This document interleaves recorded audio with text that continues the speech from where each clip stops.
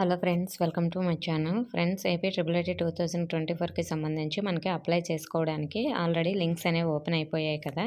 So మరి మనం apply చేసినప్పుడు ఏ డాక్యుమెంట్స్ అప్లోడ్ చేయాల్సి ఉంటుంది, ఏమేమి అడుగుతున్నారో ఈ డీటెయిల్స్ అయితే తెలుసుకుందాం. వీడియోని అయితే అక్కడ స్కిప్ చేయకుండా వినండి. అలాగే నేను ఇచ్చే ఇన్ఫర్మేషన్ ఇస్తే వీడియోని తప్పకుండా లైక్ చేసి మీ ఫ్రెండ్స్కి కూడా షేర్ చేయండి. మన ఛానల్ కొత్తగా చూస్తున్నవారు సబ్స్క్రైబ్ చేసుకుని పక్కన ఉన్న బెల్ ఐకాన్ని ఆల్ అనే ఆప్షన్లో పెట్టుకోండి.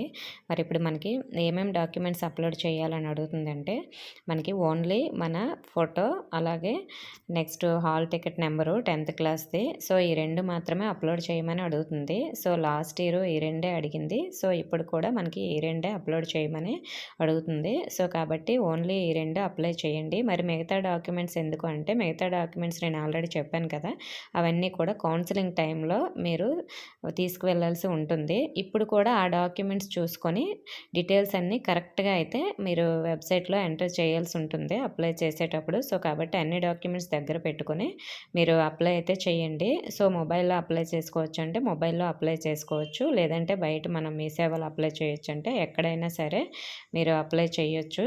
సో మీ మొబైల్లో మీకు వీలుగా ఉంటే ఫోన్పే అది ఉంటే పేమెంట్ చేయడానికి, సో మీరు మొబైల్లోనే అప్లై చేసుకోండి, లేదంటే బయట అప్లై చేసుకోండి. సో మరి మీరు అప్లై చేసేటప్పుడు మనకి అప్లోడ్ చేయవలసిన డాక్యుమెంట్స్ 100 మనకి సైజ్ తగ్గించమని అడుగుతుంది కదా. సో మీకు సైజ్ తగ్గించడానికి మన గూగుల్లో ఎలా సైజ్ తగ్గించుకోవాలో లింక్స్ అనేవి ఉంటాయి. సో మనకి జేపీజీ అలాగే సో ఇలాంటివన్నీ కూడా ఉంటాయి కదా. దాని ద్వారా ముందుగా మీరు సైజ్ తగ్గించుకొని రెడీగా పెట్టుకోండి. తర్వాతే అప్లికేషన్ అనేది పెట్టండి. అప్పుడు అప్లోడ్ చేయడానికి మీకు చాలా ఈజీ అవుతుంది. సో మనకి పెద్ద సైజ్ అయితే అక్కడ యాక్సెప్ట్ చేయట్లేదు.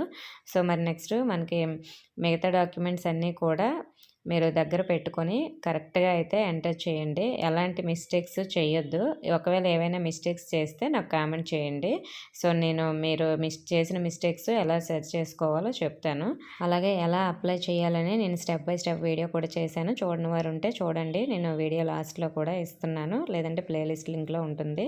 సో ఇన్ఫర్మేషన్ నచ్చింది అనుకుంటే వీడియోని తప్పకుండా లైక్ చేసి మీ ఫ్రెండ్స్కి కూడా షేర్ చేయండి. మన ఛానల్ సబ్స్క్రైబ్ చేసుకోండి. Thank you for watching.